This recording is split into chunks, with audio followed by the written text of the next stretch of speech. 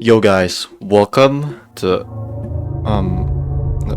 production in anime has been a very popular topic when it comes to talking about animation in an anime. While there's people talking absolute rubbish about this scene having no budget, or hey guys, I visited an animation studio before, so you know I'm very smart at the topic. On the other hand, there's people that could spew a bunch of details and crucial information about stuff behind the scenes with the amount of articles and interviews we've gotten more from the last few years in the industry, but there's still a lot of information that is withheld from us for good reasons. Maybe. Subscribe, guys. If you sub, I'll do nothing. It is no denying that the word budget floats around a lot when it comes to talking about animation. Most people like to complain that animes with low budget is in fact why the scenes or the show itself looks trash or bad. I mean, if I just search up does budget matter in anime, there's your good ones like Canopy Effect video, there's and all of these saying when animators forgot the budget, which is probably just joking around, but I can just say you're autistic too. That's not the case. Chikashi Kubota, the character designer for One Punch Man, publicly stated that One Punch Man Season 1, one of the best looking shows out there, generally had the same amount of budget as most other animes back then. Yes, if you want more movement, budget is a factor and would cost more because you have to hire more in-betweeners, key animators, and more. It is a business at the end of the day and people's jobs, so they have to pay them.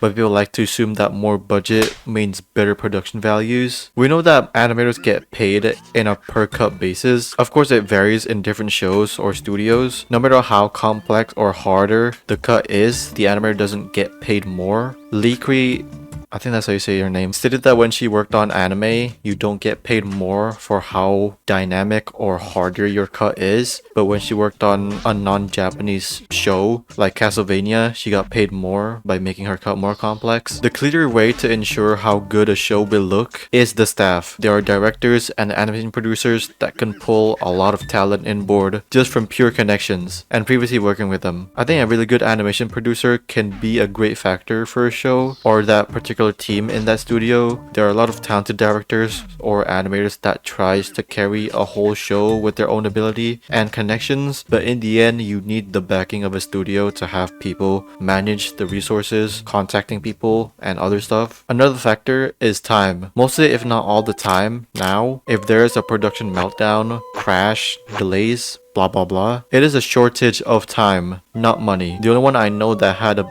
budgeting issue was Phase Zero. They split it to 2 seasons because they run out of money, basically. You don't see production meltdowns or delays because they run out of budget or a good excuse.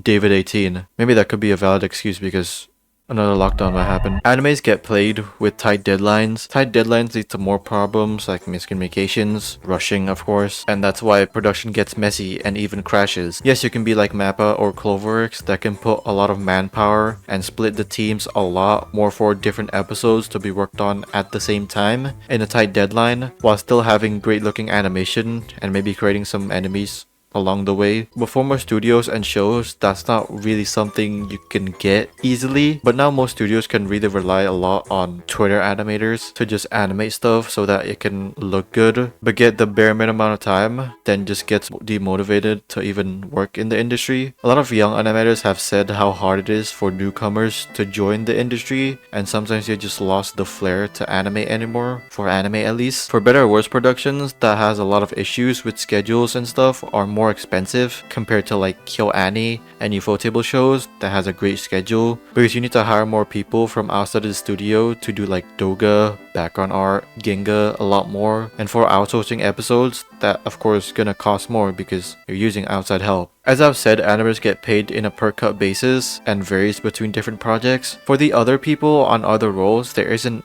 any information publicly on that. Working on a TV series usually pays less. I know that sounds crazy, but working and animating on CMs, PVs, and movies, etc. pays more. Even now, veterans in the industry only tend to work on movies or special projects because I do think there's more benefits in movies when it comes to the money and a more healthier schedule. Yes, this industry is filled with a lot of passionate people, but money does also motivate them too. Newer and younger animators tend to work on these popular projects projects to basically have a better portfolio, and either they make their own way in the industry, having find a good place and workflow, or they can't find the right footing in the industry, which is hard. Again, productions that has a meltdown behind the scenes does cost more, making other studios helping them or just full on outsourcing episodes. Good planning also helps a lot for productions. Either use the outsourcing stuff as a last resort, rushing it because you don't have much time, or you use it to actually make a good looking product without a tight time constraint, and again, good planning. There's a lot that goes into not just the production, but pre-production is a necessity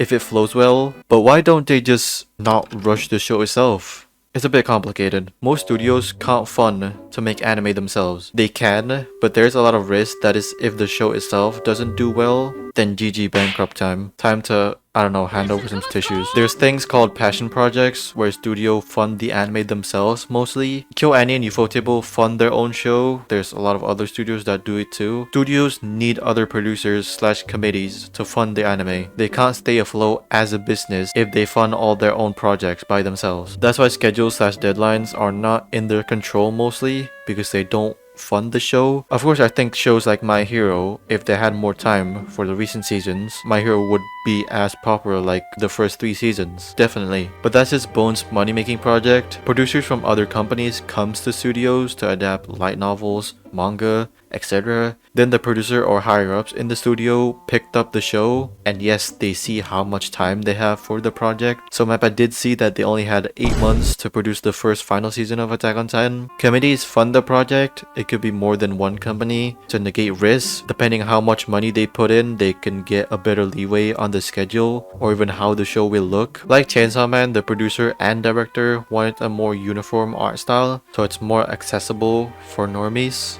which sure. Same goes for Fate Apocrypha and Grand Order, but the animators didn't care. There's also when studios are the one at fault that makes the problems about the strict deadline and adapting way too much high profile projects. Yes, they get the minimum amount of budget, but if there isn't talent on board, then the budget wouldn't even matter. There's probably cases when they went over the budget. Let's say if a director wanted things to be a bit too ambitious with the limited amount of time and money, that'll be not good because more demanding for the other departments like background art, photography, and others, meaning more work, more money. That's just how these special episodes work. It's not just the animator side, there's a lot of other factors from different teams in that particular episode or show. That's why you have animation producers and production assistant to help the project to be more organized and making some of the staff aware more about the schedule, budget, and meetings. The committees get the decision if there is going to be another season or movie. It's their money, and if they don't see profit from that show, there's no point continuing it for another season. I mean, a good way you can do is just milk the show.